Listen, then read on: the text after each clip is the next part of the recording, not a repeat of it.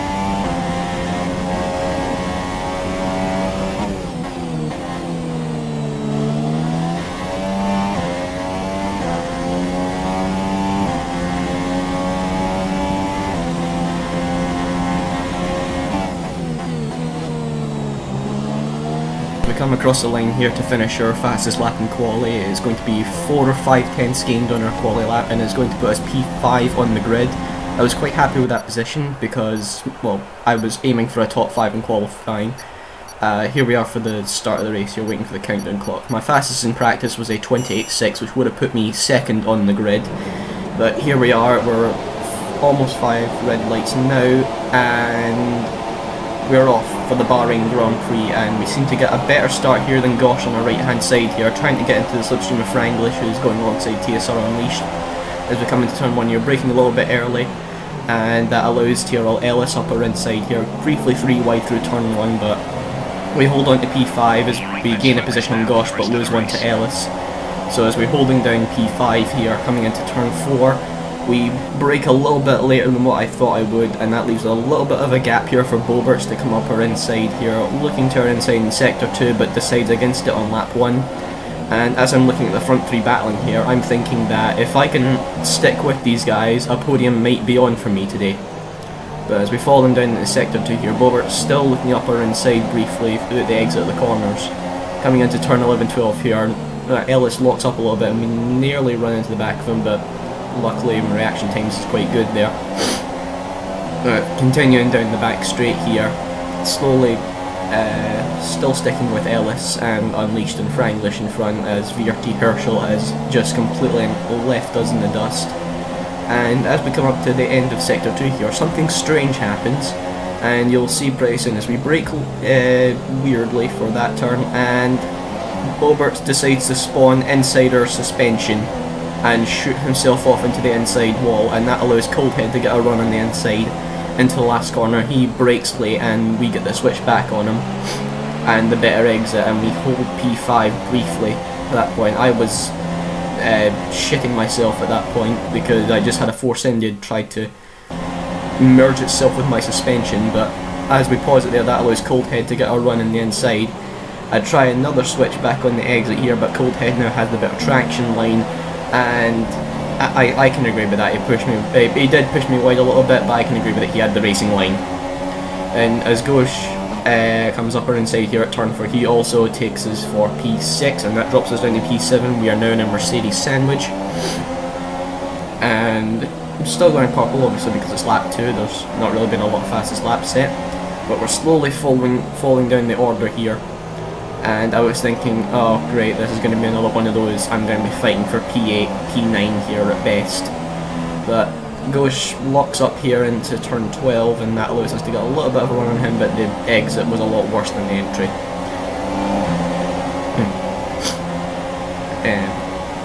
So as we switch here to lap 4, we're still behind Gosh here, and we've got a little bit of a gap to CG as Coldhead and Unleashed are battling up front, and Coldhead dives Unleashed at the inside at turn 9, and that unsettles Unleashed into this section. And Gosh has a run on him on the inside. He's going to forces car up the inside at turn 12 or 11, and that unsettles Unleashed on the outside, and that gives us the better exit over him, and unleashes us for 3 positions in the space of 3 corners. I believe he comes into the pits at the end of this lap. I believe he had front wing damage because of that incident there, but we move up to P6 now as we are still behind Ghosh. I believe CJ might also have a run on Unleashed here, but we're slowly catching up on Ghosh here. We should have DRS, we're definitely within the 1 second mark. At this point here I was thinking 34% tyre wear is not so bad on lap 4, and I was thinking I could probably go to about lap 10 at this point, at a stretch.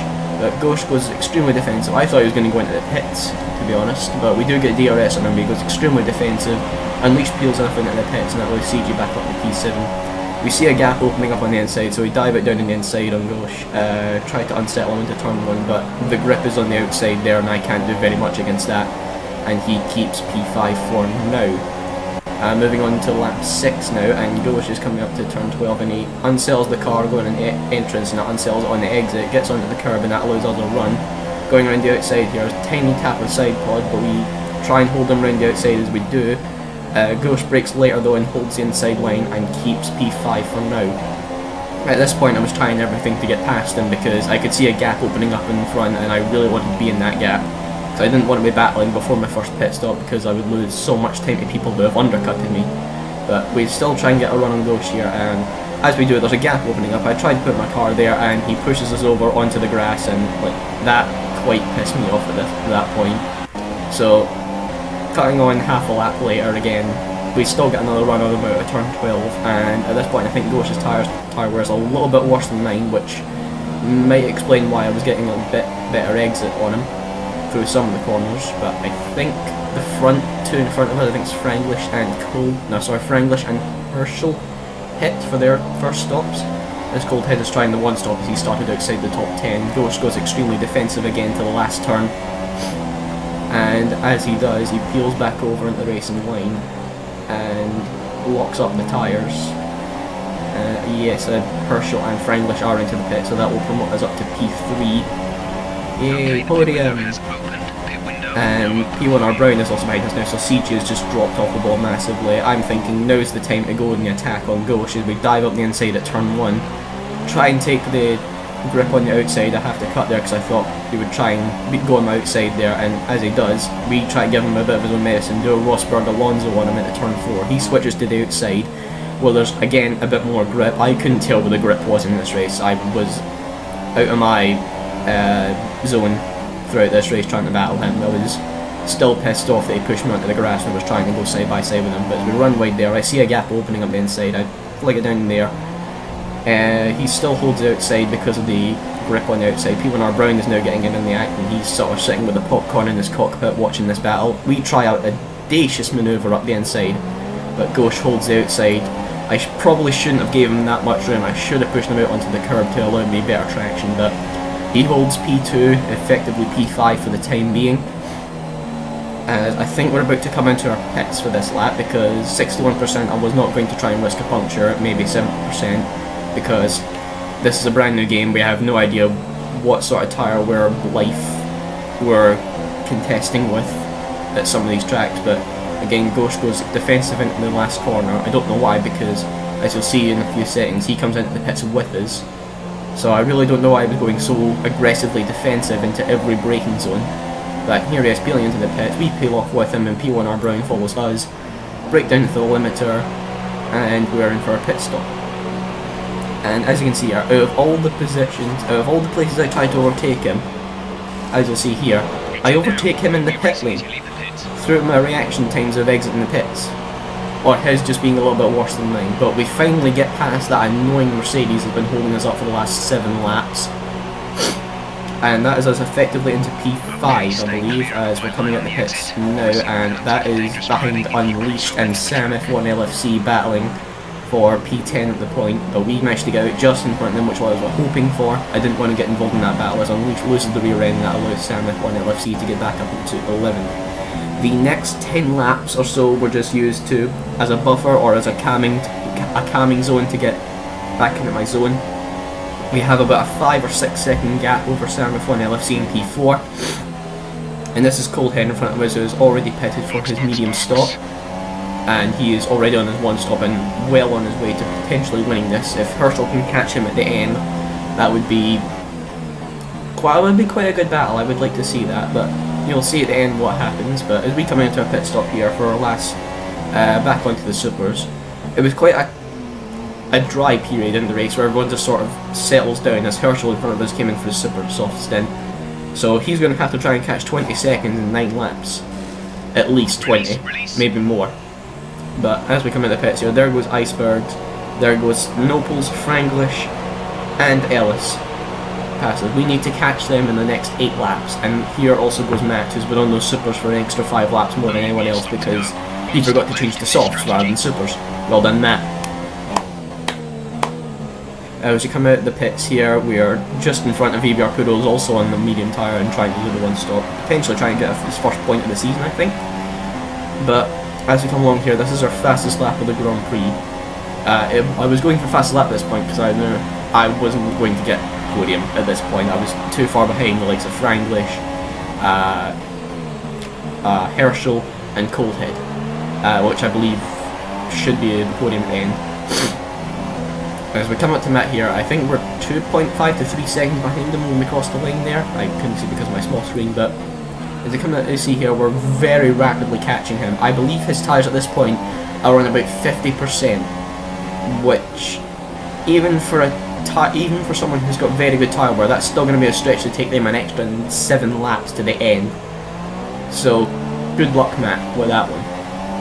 But as we went purple there in the first sector, so we come down the worst section on the Grand Prix, we catch right up to Matt. We can now see his gamer tag, we can probably even smell his cologne from the cockpit as well. And as we come down the back straight here, we have DRS on, so we're within the 1 second mark, so we caught up nearly 1.5 seconds to 2 seconds in one sector on him. That just shows you the difference in the tyre wear. And as we cross into sector 3 here, we go purple again by 1.2 seconds, so we're looking at a 1 minute 30.1, I believe, for our fastest lap so far. But as we catch up to Matt here, Herschel does the fastest lap at 1 minute 30.4, and we have to slow down because I didn't want to run into the back of him, and plus I wanted the DRS in the back here to potentially try for another go at fastest lap. But we do a 1 minute 30.8, so we lost out a lot in that last corner there, but we finally get past Matt into P7, and next up is our teammate Nopals, who's also trying the one stop. And as you can see, I think we're just about to switch about now, I believe. Yes we are, and we've got past Nopals because I believe he let me through on lap 24 because I'm on the faster tyre and team orders, I believe, but he just let me through basically because I was going faster than him, and we probably thought I had a chance for a podium. But as we catch up to Icebergs here, if you look down the bottom left mini-map here, Nopal spins, causes a yellow flag, and he loses his front wing. And I think that loses him his points at the end, because I think he finished about 12th. But as we catch up to Icebergs here, I'm thinking, okay, I've got enough of a gap behind me, so I shouldn't fall too far behind into P7, so oh god, what's the right word I'm looking for here? My pet peeve of thinking that, oh, I'm going to have a shit race at the first 3 laps disappears as Ellis runs wide out of turn 12, unsettles the car, and that allows Icebergs to get into P4, and Ellis on the soft tyres is now trying to get back whatever pride or dignity he lost in that spin. I thought I would lose my end plate there on his rear tyre, but with I think the racing gods might have been on my side for this night because we didn't, which was lucky. But as we come down the last corner here, all 3 of I'm going to have DRS on Ellis, Ellis is going to have DRS on Icebergs, Ellis cuts the corner there, I believe. It certainly looks like it, but he opens up a gap on the inside, I catch Iceberg's slipstream, and as we go past him he just leaves enough room for us to get past. See, gosh, that's how you do it. And as we come into turn 1 here, he brakes really late and tries to hold on to position, and he doesn't as we keep the outside line, and the grip is there for us along with fresher tyres, so we hold on to P5 for the time being. So as we catch up to Icebergs, I'm sorry if you can hear the sniffing, by the way, it's like -2 up here and I've got the cold, and I've already done this audio clip 3 times now and it's not saved onto my laptop, so that's been kind of a bitch.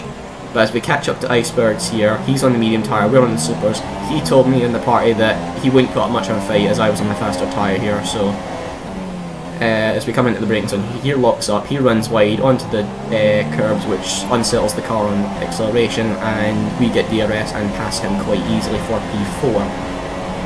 At this point here I was thinking, okay, just gun it for the next 3 laps, because you have a 3-second time penalty hanging over your head. You don't know if Iceberg does, you don't know if Ellis does, so you just want to go. Just leave the two alone to battle. So it's 5 tenths to Icebergs at the end of this lap. I believe we're about to switch about now to lap 28. Yes, we are. Coldheads won the Grand Prix from his immaculate one stop from P11. Congratulations to him. First Williams victory. Tough shit, Matt. You're not going to get that one. And as we come along to the finish the lap here, finish the Grand Prix. We finished P4 on track, but unfortunately we dropped into P5 because we missed out on P4 by 4 tenths of a second. So that was kind of a bummer for me. I was wondering why I dropped down, and I remembered, oh, Icebergs doesn't have a penalty. I completely forgot about that in the 3 laps I was trying to get away from because I was trying to focus so much on not cutting anywhere. But Coldhead wins the Bahrain Grand Prix from VRT Herschel in 2nd and Franglish in 3rd. Icebergs takes P4 for Toro Rosso, we take P5, another P5 on board for us, basically repeating a result from China, which I was quite happy with. As long as I make a strong start to the season and not languish behind in about P11, P12 on the standings, and I'll be quite happy with that. Ellis takes P6, Sam in P7, apparently Sebastian Vettel in P8, but I believe that is TSR Unleashed. PA1R Brown in 9th and Boberts in 10th with Ghosh in 11th, Nopals 12th, Poodle in 13th, and Matt in P14 I believe. And we lost CJ and Diehard Fan from the races. CJ rage quit and Diehard gave up after 26 laps I think it was. But as we switch here to the standings, the next race is going to be in Russia on the 5th of November. It is going to be live on Twitch on Commando's Twitch stream. But here we are, here's the results. We sit in P8, and that's us for Bahrain. Goodbye.